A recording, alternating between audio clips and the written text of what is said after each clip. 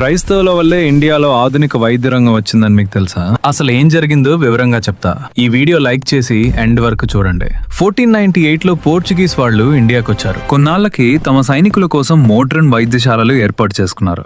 కానీ అప్పటి భారతీయ ప్రజలు నాటు వైద్యంపై ఎక్కువ ఆధారపడేవారు. అప్పటికే క్రైస్తవ మిషనరీలు ప్రజలకు తమ వంతు సహాయం చేస్తూ ఉండేవారు. ఒకరోజు రాత్రి ముగ్గురు వ్యక్తులు ఇడాస్ కడ్డర్ అనే క్రైస్తవ మిషనరీ మహిళ ఇంటికి వచ్చి తమ భార్యలు ప్రసవ వేదనల్లో ఉన్నారని తమరు సహాయం చేయాలని కోరారు. కానీ ఆమెకు వైద్యం రాదు. అలాగే ఇంకో డాక్టర్ కూడా అందుబాటులో లేరు. ఆమె నిస్సహాయురాలైంది. ఆ గర్భిణీ మహిళలు చనిపోయారు. ఈ సంఘటన ఆమెను ఎంతగానో కలిచివేయడంతో ఆమె యుఎస్ఏ వెళ్లి వైద్య విద్య అభ్యసించి తిరిగి ఇండియా వచ్చి ఆంధ్రాలోని నెల్లూరులో స్థిరపడ్డారు. 1900 సంవత్సరంలో ఒక గదిలో డిస్పెన్సరీగా వైద్యం చేయడం మొదలుపెట్టారు. ఆ రూమ్ తో ఆపకుండా ఇంకా డెవలప్ చేసి ప్రసిద్ధి చెందిన Christian medical college and hospital సిఎంసిని వెల్లూరులో స్థాపించారు. ఆ తర్వాత మహిళలకు, నర్సులకు వైద్య శిక్షణ ఇవ్వటంపై ప్రత్యేక దృష్టి పెట్టారు. అలాగే డాక్టర్ క్లారా స్వైన్ అనే పోర్చుగీస్ మిషనరీ మహిళ ఉత్తర భారతదేశంలో ముఖ్యంగా బరేలీలో మహిళల కోసం ప్రత్యేకంగా వైద్య సేవలు ప్రారంభించారు. ఆసియాలో మహిళల కోసం మొట్టమొదటి వైద్యశాలను స్థాపించిన ఘనత